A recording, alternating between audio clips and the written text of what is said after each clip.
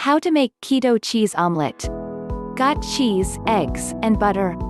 Then you can whip up delicious in no time. Whether it's breakfast, lunch, or dinner, this cheesy keto dish never disappoints. Delight your taste buds and keep your belly full for hours. Ingredients: 3 ounces, butter, 6 eggs, 7 ounces, shredded cheddar cheese, salt and pepper to taste.